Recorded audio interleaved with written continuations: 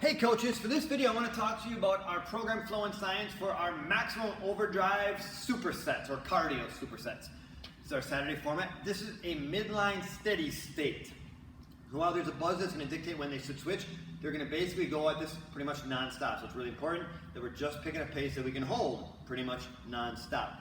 Now how this one works is there will be 2 exercises in each spot. There are 5 stations like that. There are going to be 2 exercises paired up as a superset. So they're going to partner up and they're each going to start at a piece of equipment. So for example, maybe in this first section, there's an EQ bar and a deck step, and it's mountain climbers and deck step jog steps. They're going to each start at one place. So again, if my partner's going to start at the deck step, I'm going to start at the EQ bar, and we're going to trade back and forth on this one. We're going to go for 30 seconds. When the buzzer sounds, we'll have 10 seconds to trade places. We're going to go again for 30 seconds. We're going to go back and forth like that until we've both done each exercise 4 times or until we've done 4 supersets.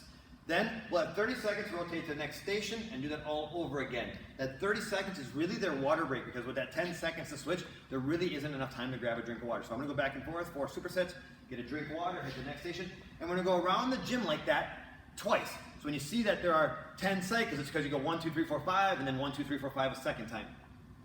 A couple big keys for coaching this one. Number 1, again, remember, whenever you have partners and you have this idea going in this non-stop, to help yourself keep the energy up really high, you want to keep the group as close together as possible. So again, there will be in each station, those 2 pieces of equipment, 6 each, so you can get 12 people in each station or whatever in that.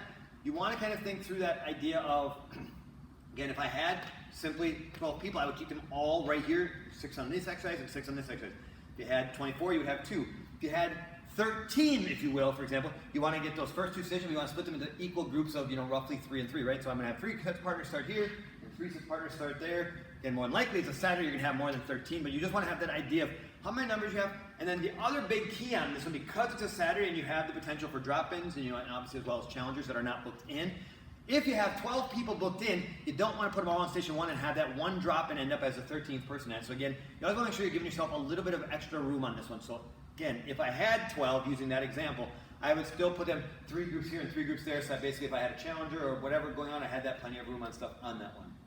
So when you're setting up, just have an idea, where you are. But what you don't want to have happen is where you have 1 set of partner here, 2 sets of partners over there, 1 set of partners there, and 1 set of partners over there, because just the energy is going to be like on this whole thing. So we really just keep everybody as close together as you can on this one. So that when you get going, you got to remember that the best thing you got here is that high five that happens in between. But otherwise, there's no necessarily active cheering because you're both going nice and steady in that one. So we as coaches have to bring all the energy on this one, where we just, again, are using our mic tone, pick a pace they can hold. And then because it's a midline, guys, remember our goal here is really to keep our heart rates kind of in that, 135, 40 to 150, 155. If you get much above that 155, we're starting to tip into, for most people, into that red line area. Now again, everybody's a little bit different, so again, kind of giving them, but you just want to have them kind of at cruise control where they feel like they could hold that pace pretty much the entire time on this one. So when we're coaching, we're probably not using that, come on, go faster, as much as, come on, you got to pick that pace you can hold, you got this, asking people kind of where they're feeling. They should be almost out of breath, but we shouldn't necessarily be hugging our knees panting. It should be kind of that whole, if they were to talk, it should be able to, man, this is a lot of, again, like I said, it's not a, man, this is just get the good steady. So when we're kind of looking around and gauging where people are at, basically a good indicator. If they can sing along, maybe it's a little bit too low, but if they are out of breath or panting or they can't get more than a couple words before they have to kind of catch a breath, they're probably going a little bit too high in their heart rate. Or again, if you're just asking people where they're at, if they're looking at, yeah, my heart rate's at 169, you probably want to bring them down a little bit. You're just going to encourage them, just find that good steady pace and you can hold. Can you hold that pace all the way through the rest of this workout on that one? And then notice this, guys, just that because we're going around the gym twice, what's more than likely going to happen is that first time around, especially in those first couple stages, it may not feel super challenging. But once they get around, it comes to that second set. Now that the fatigue is starting to set in, it's good. It's kind of that whole, you take off running, and for most of us, the first couple blocks are, well, this is really easy. Then we get about 4 miles in, and we're like, oh yeah, maybe this isn't so easy, even though the pace hasn't necessarily changed at all.